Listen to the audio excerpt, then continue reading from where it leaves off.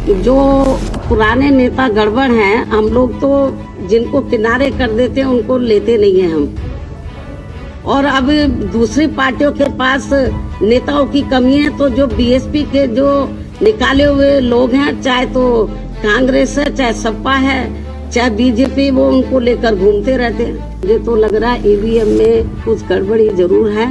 आशंकाएं किस्म किस्म की पैदा हैं, और नहीं तो मुख्य चुनाव आयोग और सेंटर की गवर्नमेंट सामने आए और वो कराए बैलेट पेपर से चुनाव, मालूम पड़ जाएगा कि उनके साथ कितना वोट है और हमारे साथ कितना है।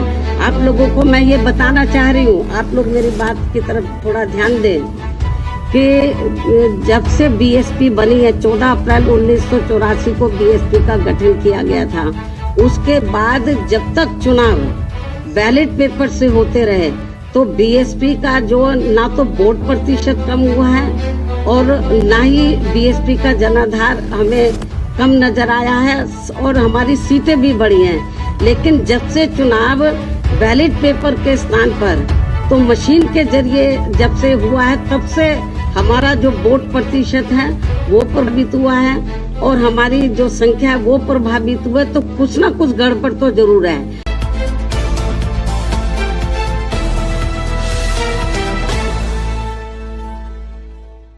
नमस्कार, आप देख रहे हैं बहुजन हलचल। आज की सबसे बड़ी खबर, अपने जन्मदिन के मौके पर उन्होंने प्रेस कॉन्फ्रेंस कर बड़ी बड़ी घोषणाएं की है।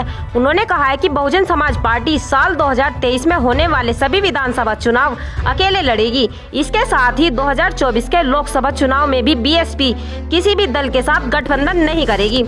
बता दें कि इस दौरान एक और बड़ी घोषणा कर दी है, जिसके कारण उन लोगों को परेशानी हो सकती है जो बसपा छोड़कर दूसरी पार्टी में जा चुके हैं और अब फिर से बसपा में शामिल होना चाहते हैं। जब मायावती से यह पूछा गया कि क्या पार्टी छोड़कर गए पुराने नेताओं को फिर से बसपा में शामिल किया जाएगा, तो उन्होंने दो टूक जवाब देते हुए कहा, जो नेता पार्टी छोड़कर जा चुके हैं, जो दूसरे दल में इधर से उधर घूम रहे हैं, उन्हें बीएसपी वापस नहीं लेगी।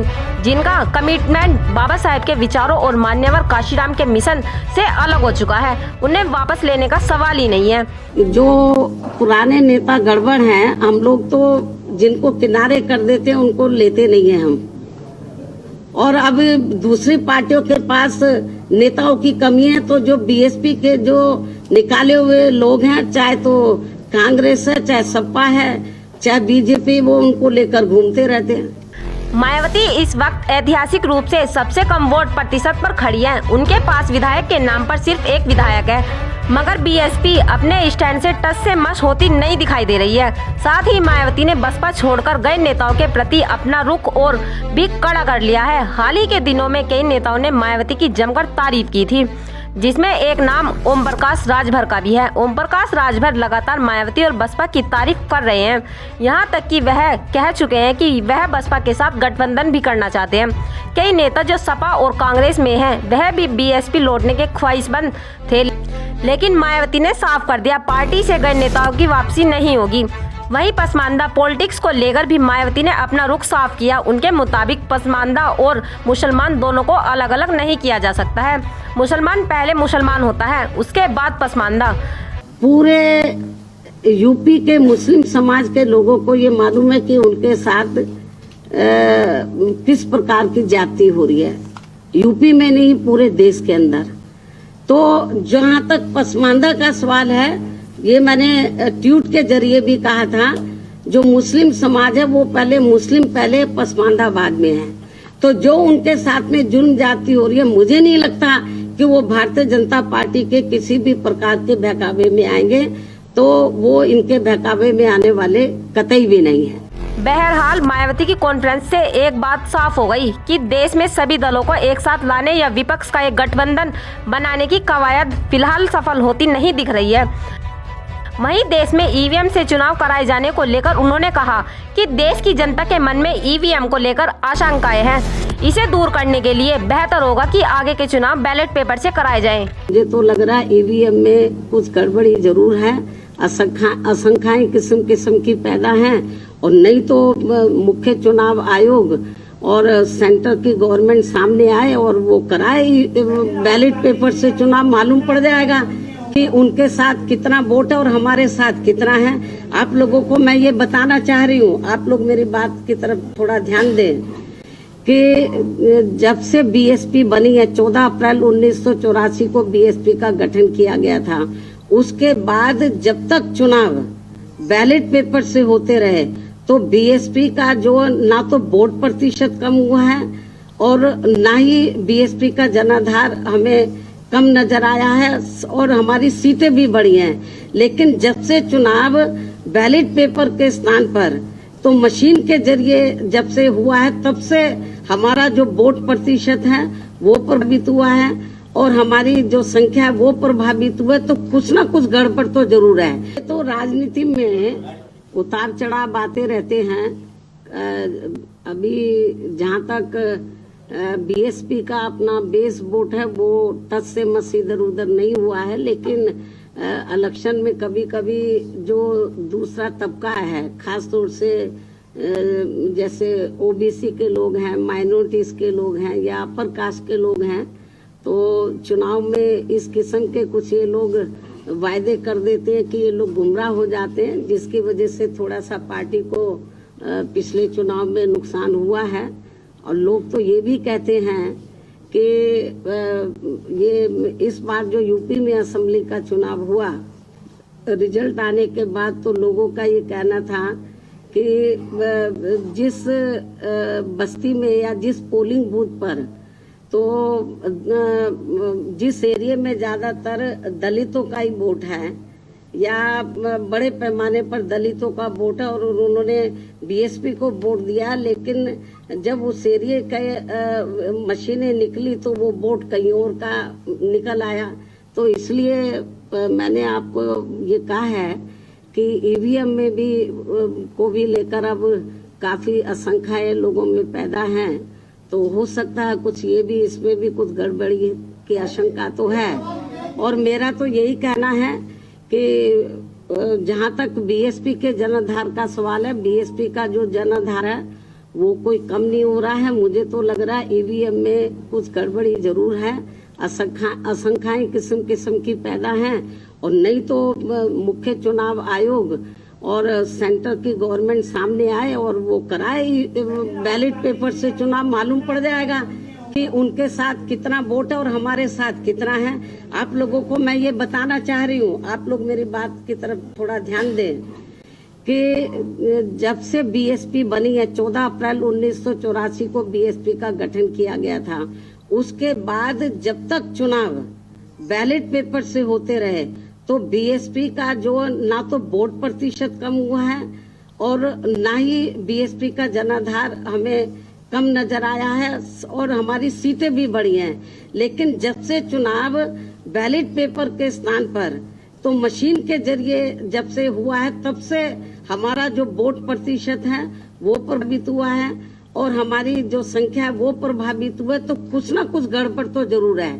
यदि ऐसा नहीं था तो जब तक चुनाव बैलेट पेपर से होता रहा तो तब तक तो हमारी पार्टी का हमेशा हर चुनाव में ग्राफ बढ़ा है, सीटें भी बढ़ी हैं। लेकिन जब से ईवीएम से चुनाव होना शुरू हुआ तब से ये सब गड़बड़ हो रहा है।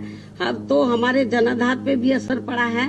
और लेकिन मुझे तो यही कहना है कि कभी कभी ये जो गड़बड़ जो भी लोग करा रहे हैं, लेकिन हो सकता है कि कभी ये गड़बड़ कराने वाले लोग, इनका सिस्टम ही ना फेल हो जाए। मतलब तो जो जिधर से भी ये लोग करा रहे हैं, तो मेरा तो अपने लोगों को यही कहना है कि आप लोग प्रयास करो, पार्टी के लोग प्रयास करें, लोगों को तैयार करें। आज नहीं तो कल ये जो जहां से ये सिस्टम शुरू हुआ, आपको मालूम है कि दुनिया के जिन देशों में पहले बैलेट पेपर से चुनाव होता था, जहां मशीन से शुरू हुआ, तो जब लगा इसमें धांधली हो रही तो वहां खत्म कर दिया, बैलेट पेपर से वहां चुनाव हो रहा है। तो इसलिए मैं आपको ये बताना चाह रही हूँ कि ये मशीनों का कमाल है और कुछ नहीं है। नहीं तो ये लोग ईवीएम की बजाय बैलेट पेपर से कराएं।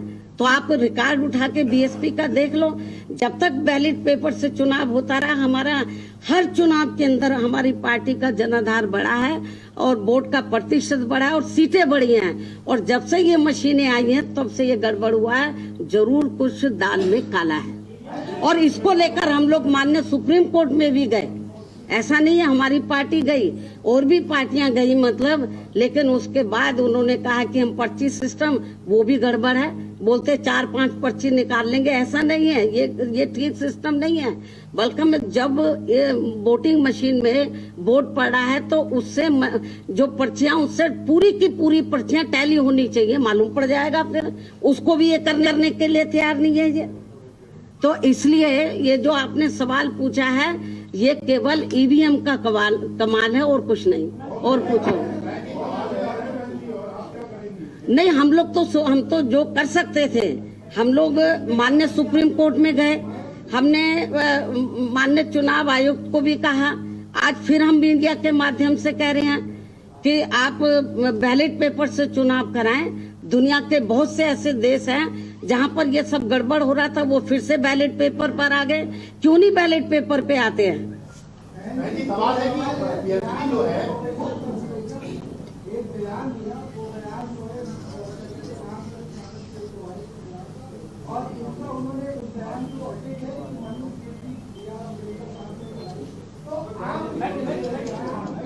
देखो, पहले बात तो आपने ये गलत बोला है कि बाबा साहब ने मनुस्मृति चलाई। बाबा साहब डॉक्टर अम्बेडकर ने नहीं चलाई है, एक तो आपको ये करेक्ट कर लेना चाहिए।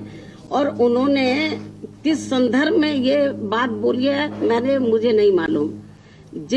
यदि मुझे मालूम होता किस संदर्भ में बोलिए तब मैं प्रतिक्रिया देती। तो उन्होंने मुझे ये चीज मीडिया नहीं दिखा रहा किस संदर्भ में बोली है, तो किसका रेफरेंस उन्होंने दिया और मैंने सुना नहीं है। और जब तक वो किस संदर्भ में बोला तो कोई प्रतिक्रिया करना ठीक नहीं होगा।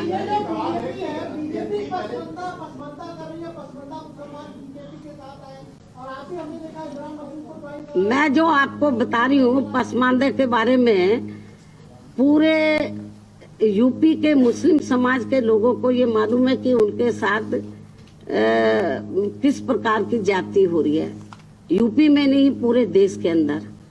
तो जहां तक पसमानदा का सवाल है, ये मैंने ट्वीट के जरिए भी कहा था, जो मुस्लिम समाज है वो मुस्लिम पहले, पसमानदा बाद में है।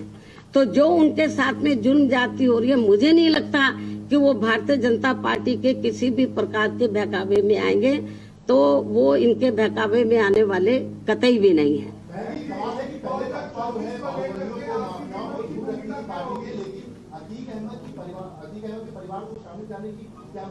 परिवार, जहाँ तक अतीक अहमद को तो हमने नहीं किया है शामिल, उसकी औरत को क्या, उसकी औरत कौन सी माफिया है?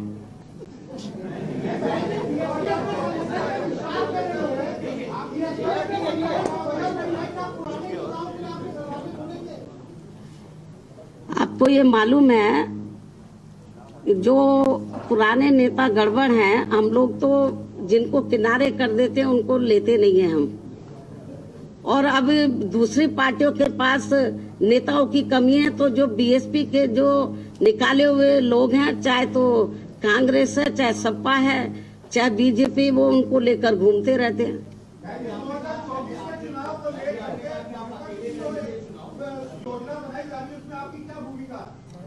बीएसपी की जो विचारधारा है, तो जो विपक्ष की जितनी पार्टियां हैं उनसे बिल्कुल अलग है। हमारी पार्टी पॉलिटिकल पार्टी के साथ साथ एक मूवमेंट भी है, एक मिशन भी है। ये सारी चीजों को देखकर हम लोग आगे बढ़ रहे हैं।